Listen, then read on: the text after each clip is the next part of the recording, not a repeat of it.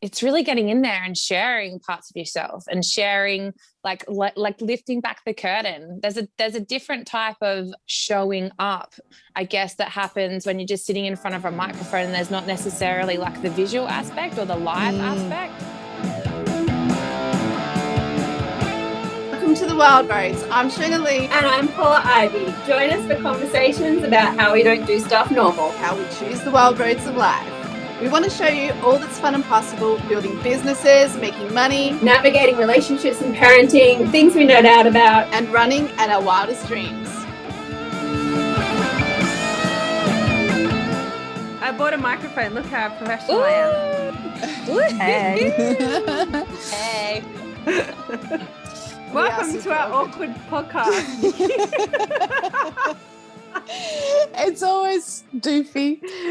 But do you know what? Do you know what we do though? As you know, you know that we start off of every podcast with a question. And so we've got one for you today. Oh gosh. Okay. Hit me with it. We all answer it. But yeah, we'll all have a go. Yeah. How we get to know ourselves, each other, and also our guests too.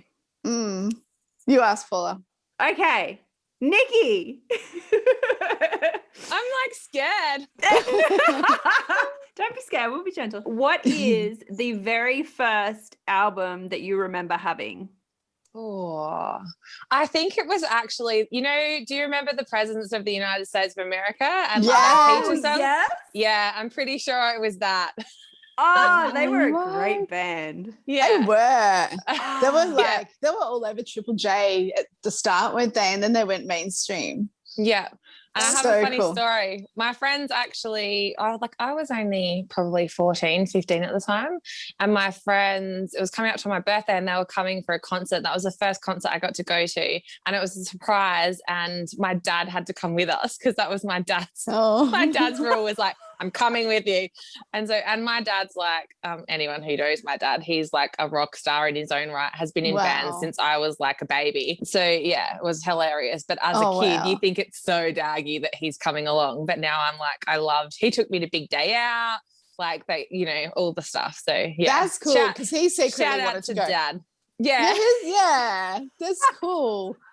Dad was like, screw that, I'm coming. I'm coming because I want to see that band. Yeah. Has he got a list of all the gigs that he's been to? Oh, I don't even know how long that list would be. Seriously. I don't think he has a list. Nah. And it might he changes, like his musical influences kind of change over the years. Like, and I don't know whether this is totally not the direction I thought this conversation is going to go. I think for that older generation, especially of men, like I've noticed and observed in my dad, that's the way that they are allowed to feel feelings. Like my dad really likes we always, because me and my mum will like listen to Jimmy Barnes and that's my mum's thing, right? But my dad we joke around at Christmas time, oh, Dad's going to put on depressing music. But I feel like that's because it's the only way he allows himself. Yeah. And maybe I'm generalizing here, but allows himself to feel the feelings and sing with emotion. Like my dad has started over the last few years like singing and guitaring, I want to say. But yeah, which is a new thing for him. So yeah, it was like a whole awesome. Yeah. I do because I see that with my husband too. Yeah. That he really gets into music and a lot of the stuff that is a little bit more, oh God, that kind of hits. But the more alternative sort of stuff. So I really think that's the thing. Absolutely. Yeah. It's kind of funny with some of the songs that they get a kick out of as well. Like thinking about Simon's band and how they do covers of things like real old 70s stuff. And there's one called Skirt Lifter or something. It's like, what the heck? That's so good. Is it good? It actually, if you don't listen to the lyrics, it actually is one of the best songs I've heard. Like it's really cool to rock to. I love that. I was like, I've got one of those sayings like, oh, that's right. It's like, don't look up my skirt unless you mean it. It's like totally like, My sister, funny story from the weekend. I was going shopping with my sister on like Saturday. We were like just walking around one of those home stores, and it was like run by like young kids. So they had the tunes pumping, like pop stuff pumping. And I was like dancing down the aisles, and I was like, we were going out for a show on Saturday night. And then my friend happened to text me. She's like, I'm going to be out at this bar. You should come out after your show. And I was like, yes. I was like, I'm going to get sweaty on the dance floor. I'm going to get touched up. My sister's like, oh my God. I was like, we haven't done it for so long. I know. Oh, that's so good. That's so good. You got to do that stuff, don't you? Yeah. I was like, literally danced for like 3 or 4 hours straight. I was like, what is this? Oh, I'm not even shitting you. I was like, I had to go outside into the beer garden just to get some fresh air. I was like, it was like aerobics. I was like, wow. When you just haven't done it for ages. And I was like, this is so, my body didn't remember at the start. And then it was like, watch out, can't stop me. Oh, wow. That's so cool. I haven't danced for a very long time. Yeah. I feel like I do the awkward mum dancing. Yeah. Now. And I'm like, I was so good at this. What happened? I know. I had kids and now my dance moves have changed. I know. It takes a little while to kick in. It takes a little while. I swear, because I was like that. I was like, what's going on, Nikki? And then I was like, I just committed to it. And then I was like, the body remembers. Oh, you're just going to get through that awkward bit. Yep. You're like, it'll kick in, I promise. Yeah. That's the best. So what's your album, Paula?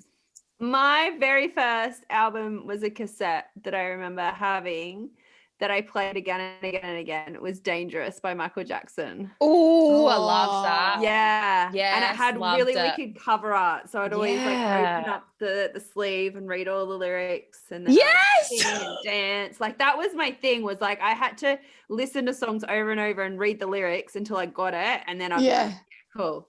That's so cool. Me too. Yeah. I did that. I loved that we could like read the story.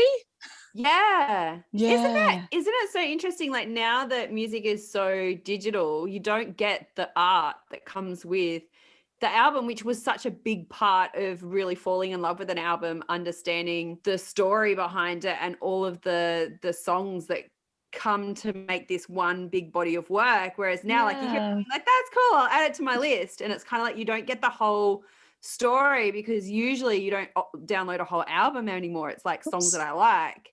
Yes. Sometimes it's like, I don't even know who sings this, but I like this song. Yeah. And I don't know what the words are, but it sounds good. Yeah. Yeah. Go Google the lyrics where someone's put it up and they've got it wrong anyway. Yeah. It's so funny. That happens all the time. Yeah. That's true. Oh, that's cool. What's yours, Shona? Yeah. Well, this sucks because this shows my age. I'm so much older than you two. So my first album that my mum and dad brought me for a present, obviously they thought I'd like it, although maybe I did as a kid. I don't have any memory of it. I know I loved it after, but it was ABBA. Oh, are you loving the like refresh of ABBA? That was one we danced to. Like, Give Me a Man After Midnight. Oh, mate, we were going nuts on Saturday night. It was so good. It was a remix. I'm loving it actually. There's one that it's gone viral like on TikTok on the reels. And they're like with all the soccer players, and it's I can't remember what it is. But it's an ABBA song, and it's just like, wow, they're just bringing them back. Hey, I love it. Iconic. So iconic. That is like the best answer you could give to that. What was my first album? ABBA. Yeah. I know. It does show my age though. So I think I would have been like 7 or 8. And I was absolutely magnetized by those two women on that album cover that had white clothes on, blue. One had blue eyeshadow, one had green eyeshadow. Like that was it. It was basic makeup, but they looked so posh, like so wow. So tell us, Nikki, tell us all the things. Tell us what you're about, where you're going, what you're doing. Oh, all the things. I don't know. Like you guys know, like as well, like we're such multifaceted beings, right? Like my work in the world is I'm a podcast producer, a podcast coach. Like I do all things audio and like storytelling really, because one of my superpowers is interviewing. Like I just love the magic of deep conversation. I think that when you're having conversations like this that are really easy and flowy, like you learn so much, and also you break through your own barriers of like what you're aware of within yourself and within someone else, you know? And I think that's really powerful. There's a lot of healing that happens, I think, in natural conversations, which is why I love them so much. So that's my work in the world. I'm a mum, which is super important to me. I adore my little 5-year-old boy, and all the rest of it is like, you know, I'm like where do you start? Who am I? I'm like a personal development junkie. I love spirituality, crystals, oracle cards, tarot readings,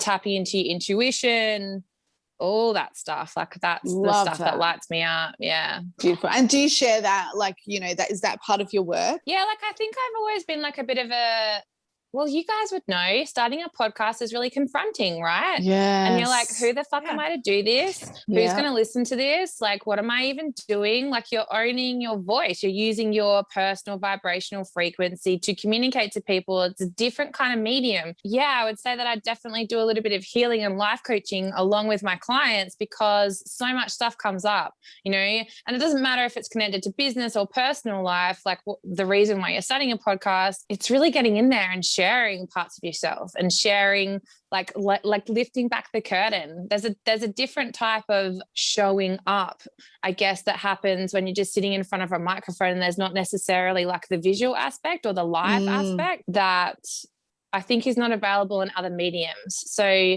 it's definitely a process, and it takes, you know, it takes guts, it takes bravery and courage, and a lot of peeling back the layers and holding yourself lightly through that process. So that's another element to my work, definitely, you know, and the producing as well. Like I have a number of clients who I help, like I'm like their producer in a pocket. So they just kind of voice message me, and we go back and forth about, you know, different strategies and things that they can do and all that kind of stuff and ways they can improve, because I have a background in radio. So it's how I landed in this work. That's really cool. And like you've helped us immensely. It's been amazing. So tell us, so background in radio. So you were a radio star.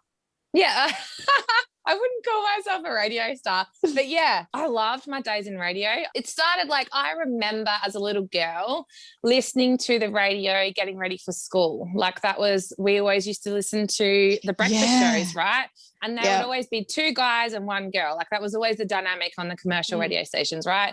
And I just loved hearing in between the songs, I loved hearing life. Like I loved hearing situations that would come up, and that, you know, there was always a bit of comedic value to it as well. But it was just such a, like going back again to me learning through conversation and what their lens is like and how they perceive things and all that kind of stuff. And so it was always really fascinating to me. And I just loved that. Like you could get paid to like have conversations and talk and have fun. Like get me that job. So I love that. Yeah. That's so cool. Yeah. And I've always been like a people person and loved chatting to people. Like I did hospitality, and then, I got into radio and ended up doing breakfast radio in Mildura, and like loved it, but also, it was kind of tricky in terms of like being in on a commercial stage. Like I had to be, as a woman, I would like to say like a bit of a cardboard cutout. You know, I had to be pretty one-dimensional. I had to report on celebrity gossip. I had to have a certain, you know, you've got to represent the listenership, like sort of pulling back the curtain behind what goes on with radio. Like you have to represent the whole listenership. So if my co-host had an opinion, I had to have the opposite opinion, even if it wasn't true to me. And that just didn't feel aligned. Yeah.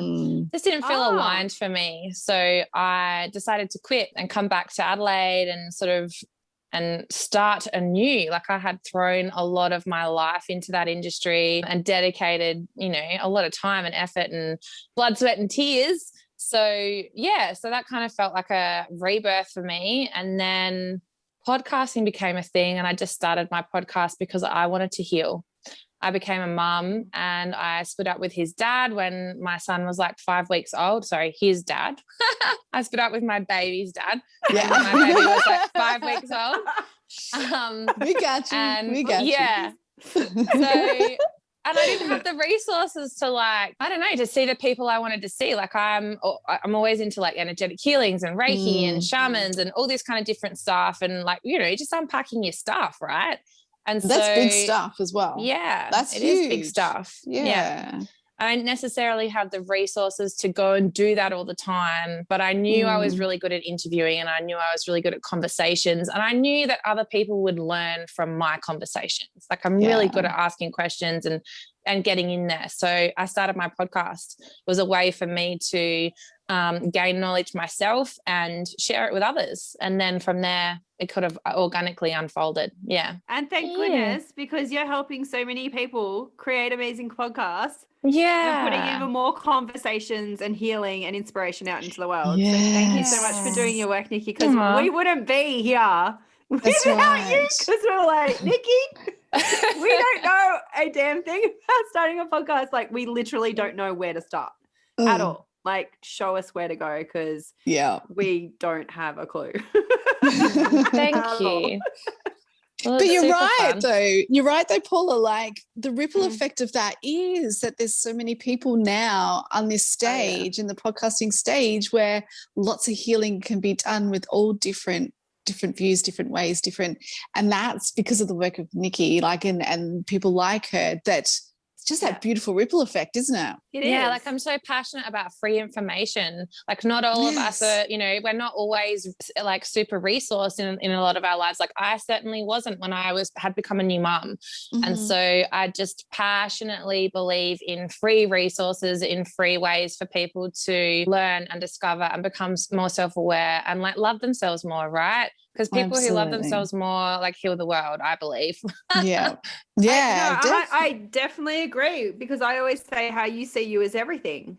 And that's like the tagline to my Selfie Queens course is like literally how you see yourself is everything. So, you know, we spend a lot of time doing personal development and mindset and working on what's going on underneath. You holistically get to love yourself. It's not just the thoughts that you think and how you speak and the languaging that you're using is that you get to love your image as well. So I guess with podcasting, that's a way for people to really fall in love with the way that they speak, the way that they think, the words that come out, the dialogue and the conversation. So it's actually a really important part of that whole piece of self-love is podcasting. And I can hear it through so many stories of people who have started podcasts, like why they started them and the stories that they tell is so healing for them and a big part of their journey to really loving and embracing who they are and their story and what they're to give. But it's massive ripple effects and you don't ever know how big they are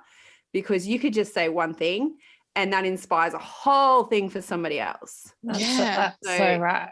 You don't know. And there's so many times I've heard somebody say something and I can't even remember the original person who said it. And I'm like, that inspired all of this. I know. And I love that about it. And like you said, Paul, like our reactions to ourselves, right?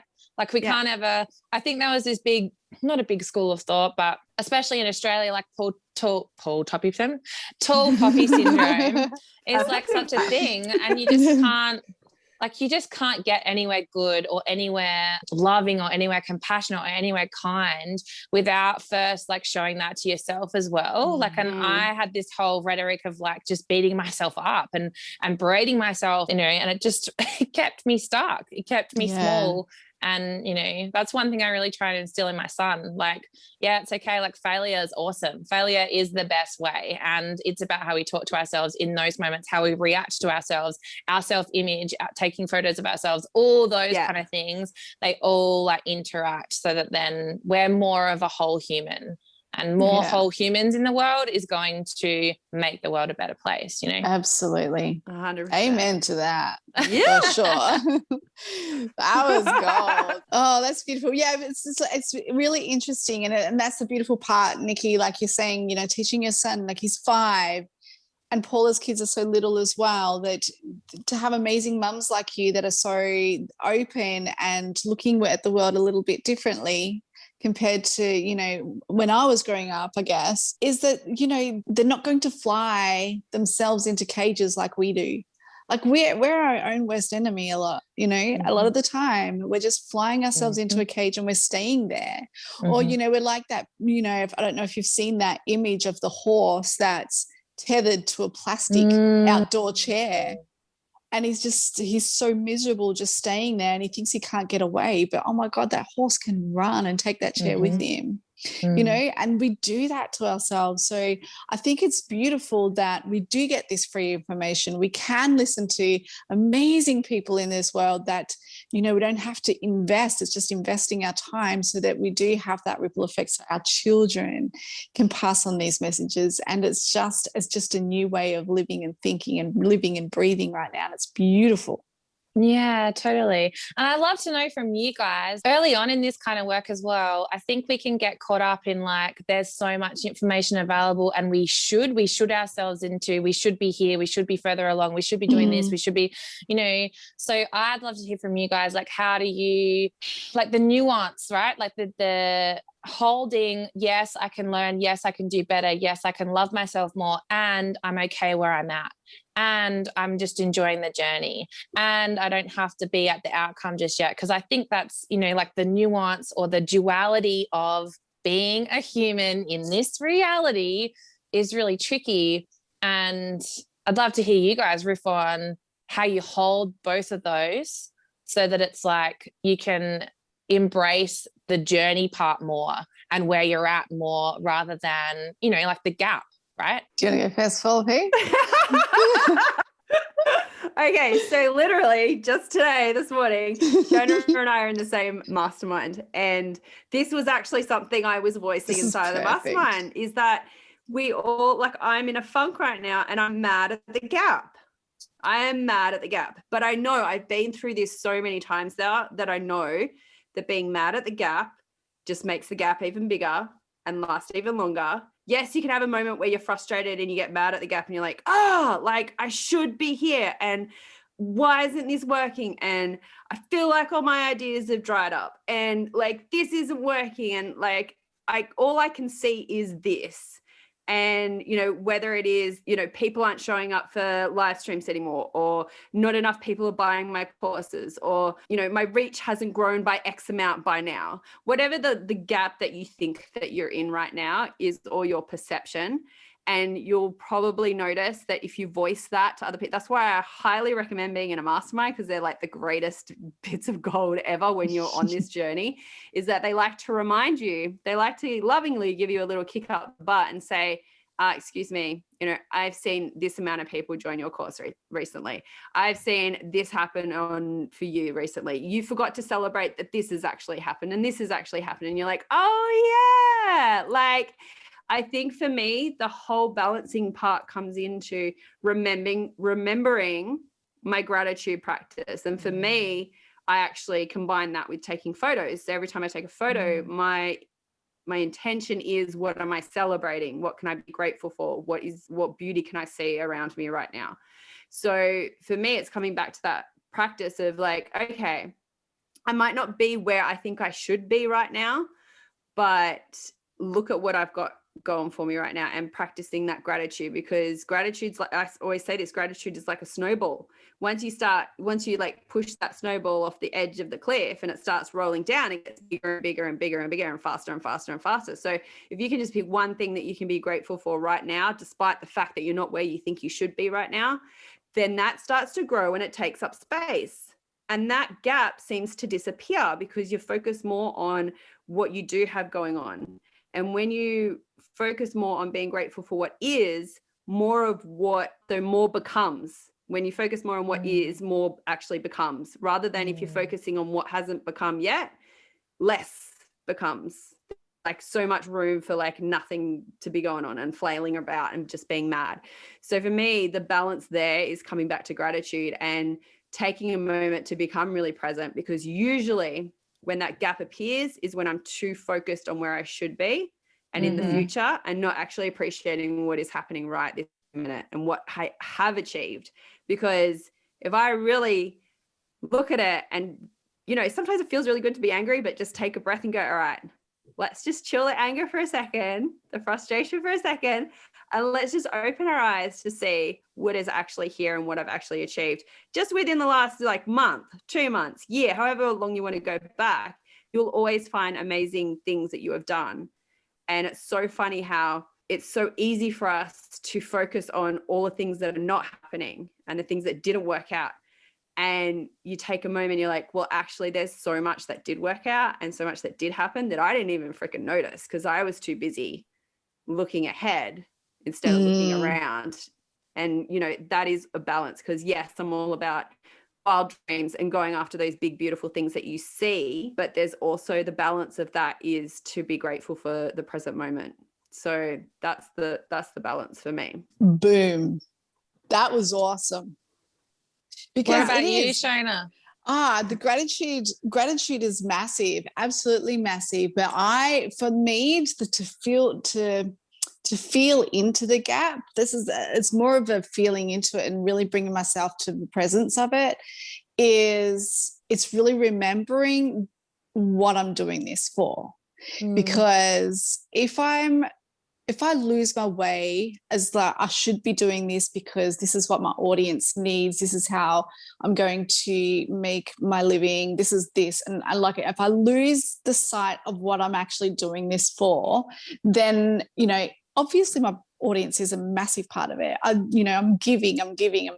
It's what I want to do, and I'll do what I make money and that sort of thing. But also, what am I getting out of it? Like, am I writing for me? You know, am I creating for me? I'm a natural creator. I'm a creative person, and I think we all are anyway. But it's just like, are we doing things that actually fill our cup as well? And it was an interesting thing that our coach, Jana Kingsford, said to me the other day was, are you taking the dregs of the cup or are you taking the overflow?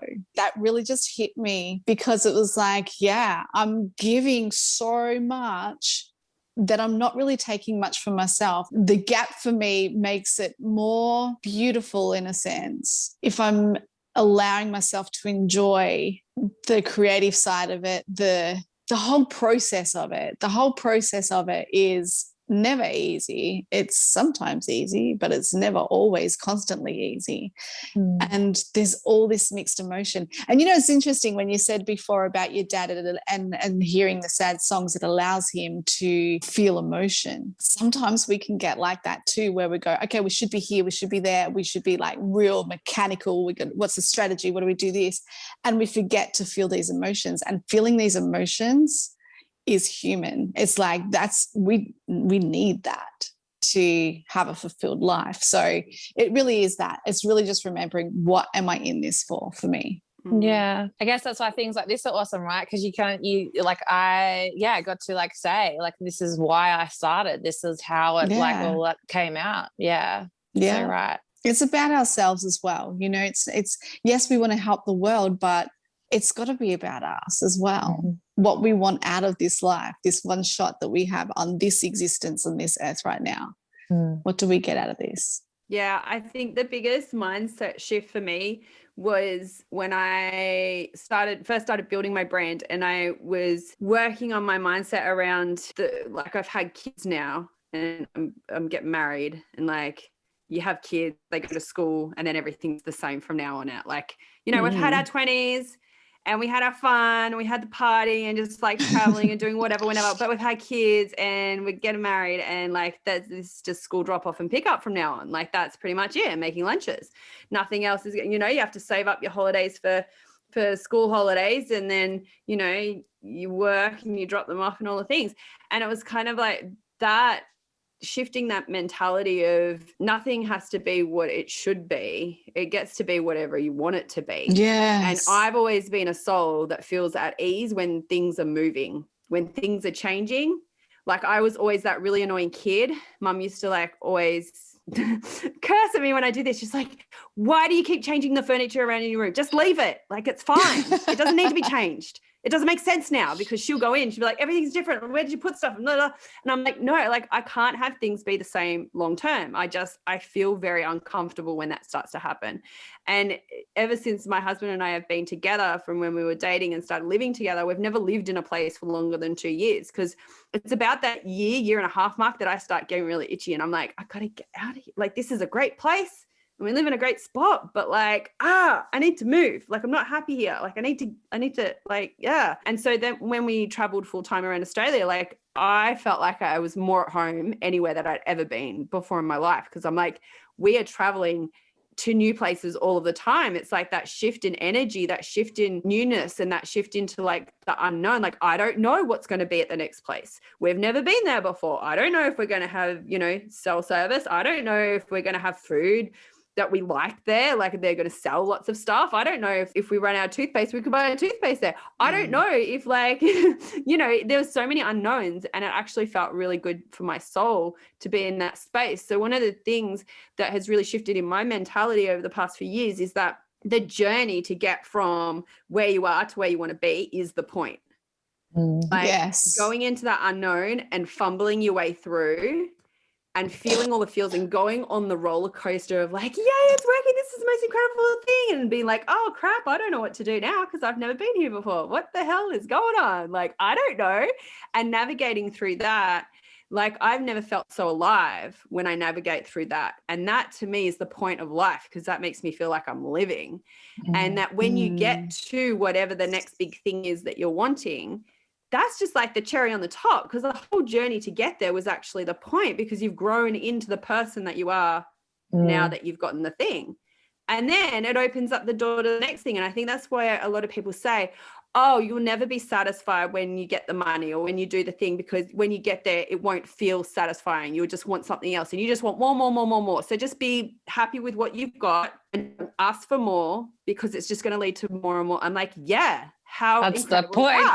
That's the point. We get to have more. We get to have as much as we desire. We get to go to the next thing. We get to do more and more and more and more. That's the whole point of life. Otherwise, you're just sitting, watching it go by and just doing the same robotic thing over and over again. That helped me feel into that balance a little bit more as well, is like not putting all the pressure on the destination of like, once I get there to that status, to that thing, to that place, then everything's going to be okay. And I've done it, and like I can kick back and relax. And like, that's the whole point. The point is the journey along the way. That's just the little cherry on top that you get to go, oh, I did it, and like celebrate and yay. And then it's like, okay, cool. What's next? That's deadly. I love that. Yeah. And just I love it when you talk about that. And I guess my question is like, how do you embody that more, like the process? Like I feel like I'm still sort of unpacking that, like rather than being like at the destination or attaching to the outcome. Like you said, embodying the journey, embracing the journey. Like that's the messy middle, right? Yeah, it totally is. But I think for me, it's been a process of like feeling familiar with feeling uncomfortable. Because it is the journey is always uncomfortable, because you don't know where it's going to take you. You don't know how long it's going to get there. And the more you focus on how long it should take you to get somewhere, the more frustrating it is, because you're like, I should be there by now, because my imaginary watch that I made up said that I should be here by now, when really it takes as long as it takes. And it's just, that's the reason why last year I swam every day for the last 33 days of winter in the ocean. It was freaking freezing, and it was cold, and like people were like, you're nuts. And I'm like, yeah, it's like 11 degrees and the water is like 10 degrees and it's raining and windy, and I'm going in the ocean for a swim. But that was the thing, like it was so uncomfortable to do that. But the whole mentality behind that was I was just practicing the art of being uncomfortable. I did it in a very strange way, but that's me. It made for great photo opportunities. That's, you know, I'm like, that's my thing. But at the same time, like I could have done anything really that was helping me get out of my comfort zone. And dedicating to go for a swim, it's kind of like you have to do a lot of things to be able to do that. Like you have to be in your swimmers in the middle of winter. Like you have to bring a towel. You have to go to there. You have to take your clothes off when it's freezing and then jump in. Like there's a few, it's not just like a little thing that you can do that's kind of quick and easy. And you're like, yeah, that was kind of uncomfortable for a second. It's like, it's kind of like a whole like half day of being uncomfortable, because you wake up and you're like, oh, I gotta go for a swim, oh, I gotta put my swimmers on, I don't feel like putting my swimmers on, oh, I gotta remember towel, oh, I gotta go there. And then you jump into the water, and then for a few hours afterwards you're still thawing out. You're like, oh my god, I'm still so cold. Like your whole body gets frozen pretty much. I actually loved it by the end. In the middle, I was like, why the hell am I doing this? This is the worst decision ever. But by the end of it, it kind of got really addictive because I just love that hit that I would get. You'd jump into the water and you'd have that moment of pure clarity, like there was nothing going on in my head. My thoughts were clear. And I was like, there's like this moment of peace. But then you start like hyperventilating because it's cold. Yeah. But it's like there's this moment of just pure peace. And you're like, like finally I'm out of my head and I'm in my body. And that's when I'd get the best ideas come through and like words for posts and like things to share and what to do next. And I was always very intentional before I jumped in. I would ask myself a question. So it could be as broad as like, what do I do now? Like, what's the next thing that I need to do? Or what do I name this thing? Or, you know, whatever I needed to know the answer for. And most of the time it would come through in that moment, and other times it would drop through later in the day. But it was also that moment gave even though I was putting myself in a really uncomfortable position, it's kind of weird. Your nervous system kind of gets a rest for a second. It gets a reset. Actually, fun little fact. Yeah, it's because the process leading up to something is the worst bit, and when you actually do it, your body kind of goes, oh, we've done it. We don't need to worry about that anymore. Yeah. And cold exposure is actually like a reset for your nervous system. Like I've done something, I don't know if you guys have heard something called Wim Hof, where like he is, I think he's from Iceland, and he was suffering from really bad depression. His wife had passed away, and he did the same thing like every day for I don't know how many days. He jumped into like the freezing cold water, like surrounded by ice. Yeah. And actually discovered that it resets your nervous system. And I didn't know really, that. It's like a really, and like you said, like I've done a couple of workshops, and it's so about like owning that discomfort. And I just feel like, honestly, after that, I don't know how your experience was, but after I've had those experiences, I feel fucking bulletproof, because I'm like, I was able to breathe through that discomfort and embrace it for a second and hold it for like, you know, being in there for like 7 minutes or whatever, like ice cold water. And it makes me feel like if I can mentally do that,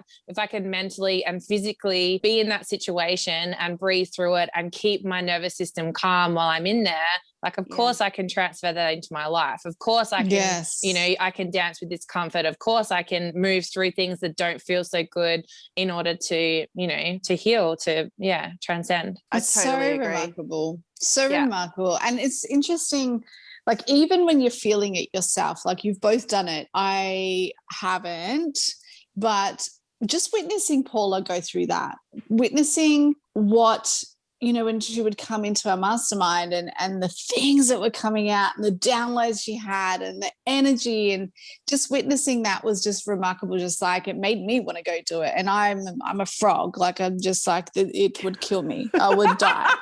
I would just not work at all. So, but you know, like it was sensational. And so that's really interesting. It makes me, since you two have both done it, it makes me want to go do it now. You should do it with me, because I'm going to do it again.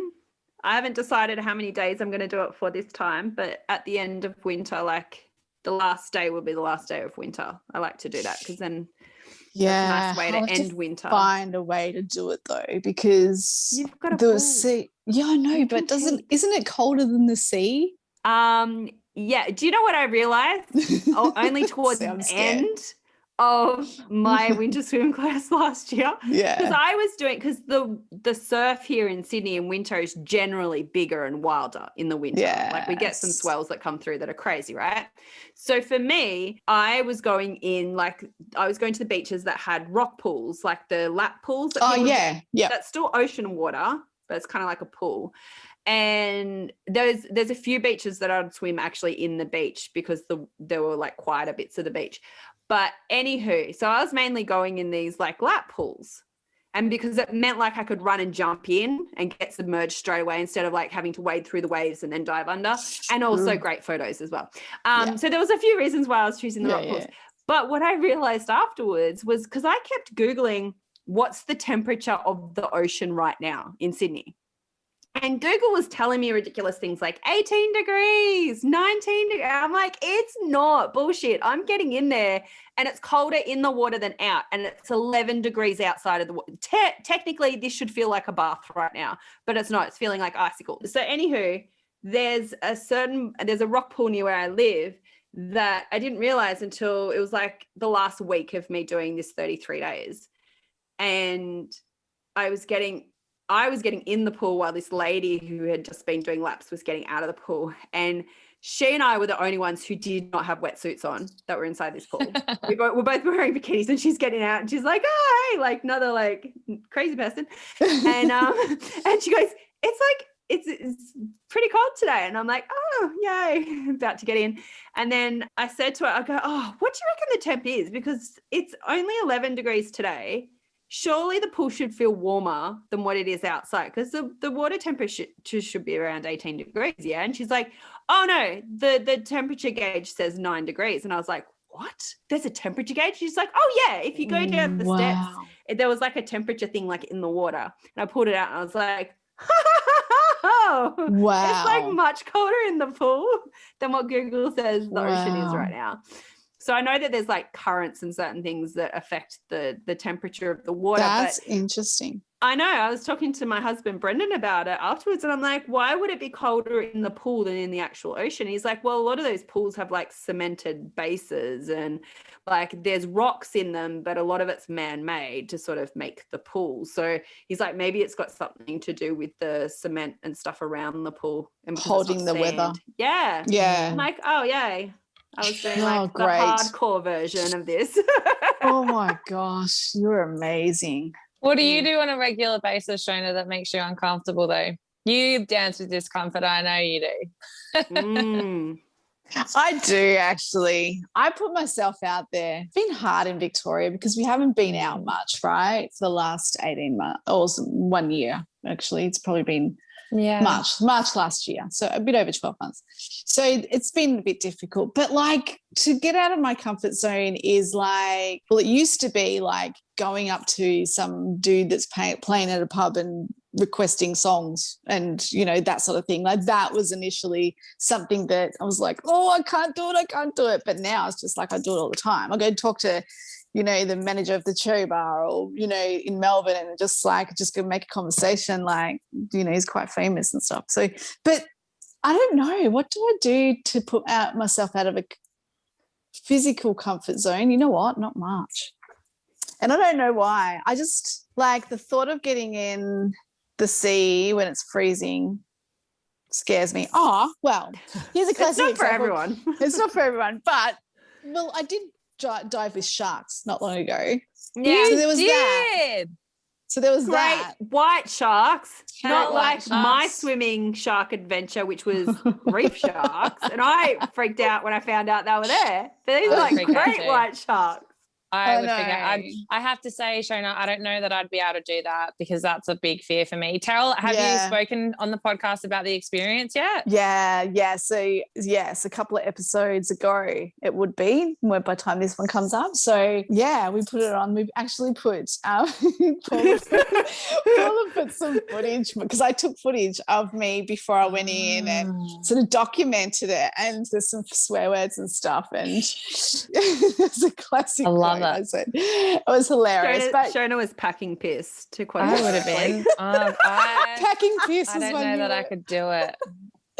Oh, it's funny. I didn't think so either, Nikki. Like, honestly, it wasn't something that I volunteered to do. It was just like my whole family did it and they booked me a ticket. Like it was just that this is what we're doing. And so there was 3 or 4 weeks where I was thinking all the things at night when you go to bed that you usually do. Like, what if the cage goes down to the bottom? And what if a shark gets inside the cage? What if something happens to one of my kids? And what if, you know, like all those things that just, and so by the time I got there, I'm pretty sure I was like with my adrenaline and stuff leading up to it that I was spent.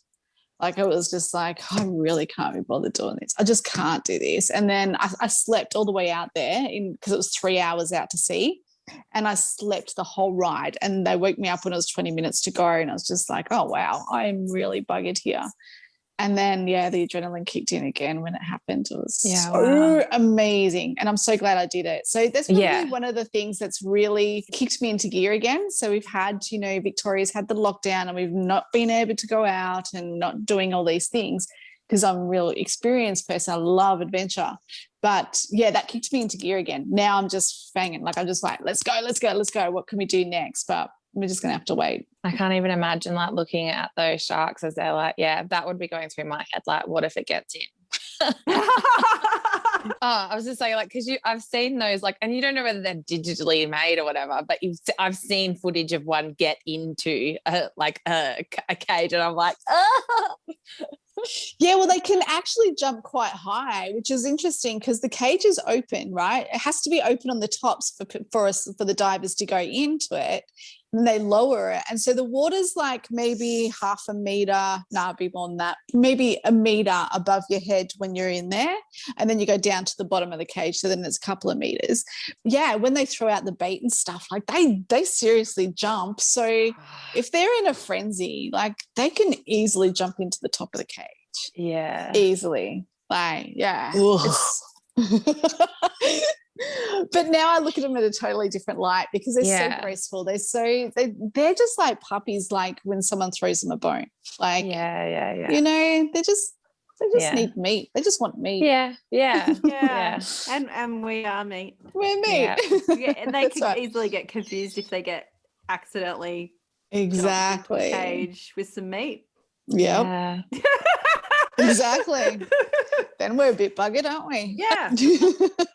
But anyway, you did it. I'm like, because my husband went and did it when we traveled to Australia, and I kind of little bit felt a bit of FOMO when he was out on the boat that day. But at the same time, it was before he did it, I was like, no, what are you doing? Yes. You can't do it either. What if you get eaten and then I have to continue on this lap without you? That's horrible thing today. But that was the thing. Like, I was like, you can't die. We are literally somewhere we have never been before and we're traveling together. But he was fine. They didn't actually see any sharks the time that he went out. So he's got a voucher to go do it again.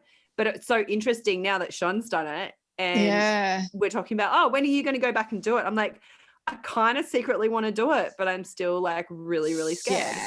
Yeah. You can have a fear that's not soul-led, so it doesn't matter if you get to the end of your life having not done it. Yeah. But then there's something that you fear that you still want to do.